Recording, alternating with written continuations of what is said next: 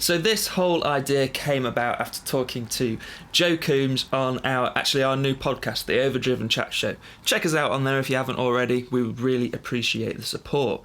But this whole thing, this whole project idea came from talking to him about a few experiences he had. He recently got a set of Sunbear Pickups, PAFs for his ES335, and he absolutely loves them.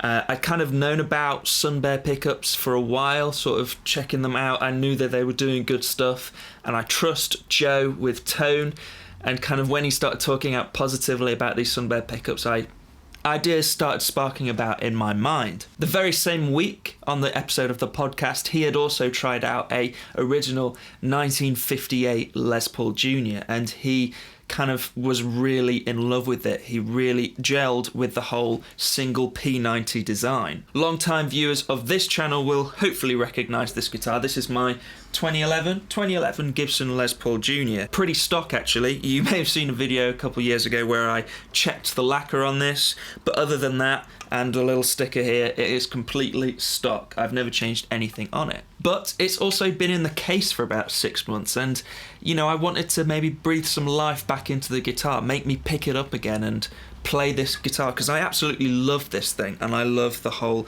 Les Paul Junior design. So I got talking to Stuart at Sunbear Pickups, and we came up with, well actually it's his classic P90, dog ear P90, I believe he calls it the 56 SB90, and he's also done a really nice subtle relicking job on it as well. I'll put up some close-ups, but here's the pickup that's going to go in here, and I thought let's not stop there. I've got a few other things to go in the mod as well. We have a wiring loom or harness from James Home of Tone. I mean, again, I'll put close-ups up, but you can see the quality of the work that James is doing. And I didn't even stop there either. I've always been a bit iffy about the stock bridge in this guitar.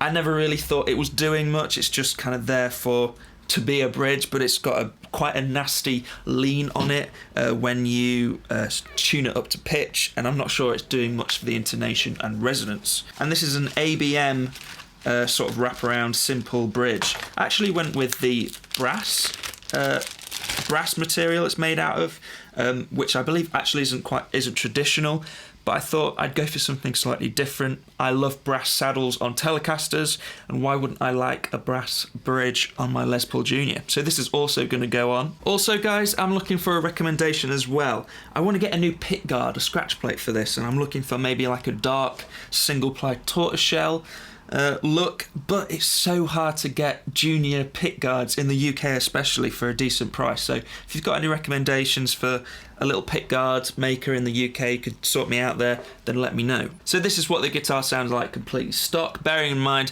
these are pretty crusty old strings as well, so I'm gonna obviously change the strings when I do the mod as well, and then we'll jump back when I've put this all together, done a bit of a setup maybe in a couple of days, and we'll see how things are going with the Sunbear Pickups and the rest of the mods. This is how it sounds like now.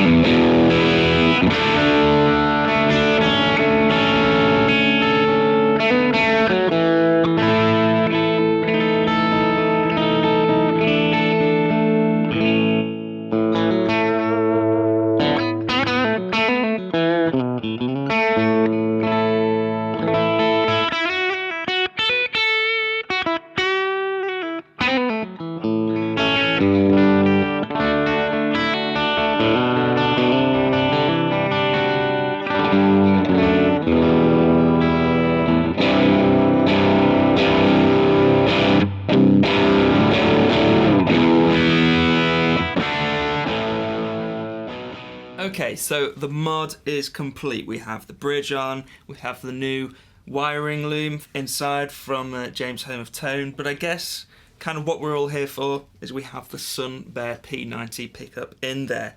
And as a package, all of the mods, I'm so obsessed. It's put so much more new life into this guitar. It's completely come back into rotation with my other guitars, whereas before it was just been left in a case. Because I've done a few mods at the same time, I guess it's hard to tell what's making the most difference in a way, if you know what I mean, especially when it comes to the loom and the pickup. But as a package, those 3 mods have made such a huge difference. So let's break down each mod and I'll give you a little insight of what I think, what sort of difference it's made. So let's talk about the bridge first. This is a ABM wraparound bridge, I think I said. This is Bell Brass, and I like it a lot. I think it's actually made a big difference to the tone. I think that's probably more recognisable or more obvious playing it acoustically. A big upgrade when it comes to the bridge as well is that it came with some really heavy duty, thick, solid studs as well, whereas before they were kind of cheaper studs. As what the whole bridge was a cheaper construction, but I think the studs themselves and the screws that kind of go into the guitar have made a massive difference in kind of the solidness of the join between the bridge and the guitar.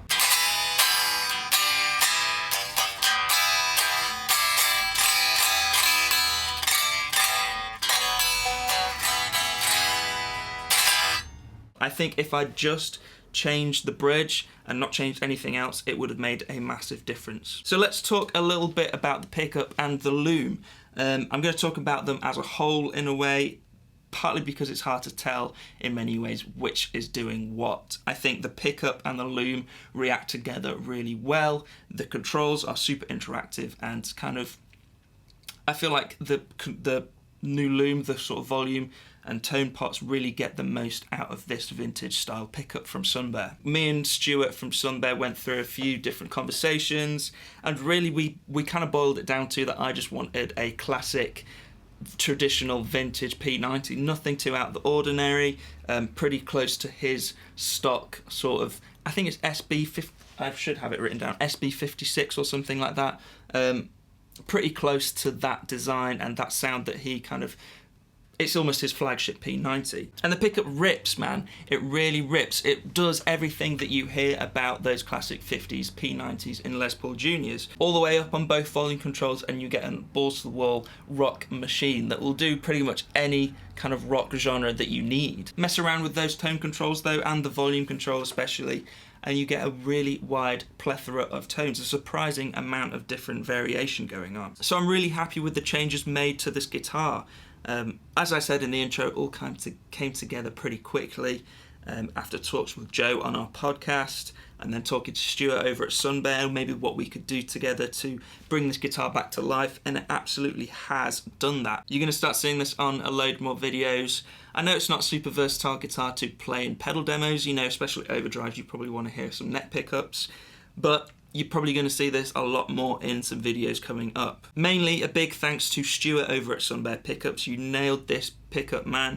Knocked out the park. I definitely recommend anyone listening for any pickup, whether it's a P90, humbucker, single coil, go check out Sunbear. He's doing some of the best stuff in the world at the moment, seriously. Also, big thanks to James Home of Tone. He's not sponsored, he didn't send me this loom, I bought it, but it's rock solid, and I love James, he's doing great stuff, and the loom is no exception. And that is about it, guys. I'll play out some more tones.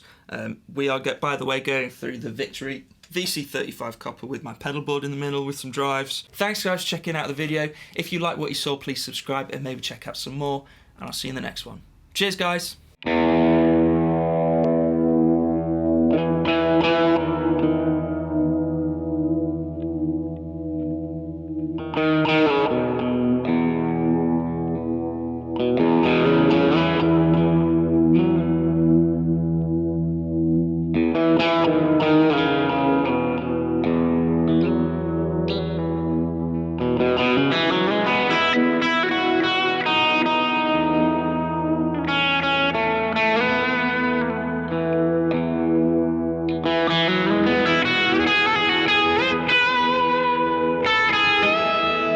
Bye.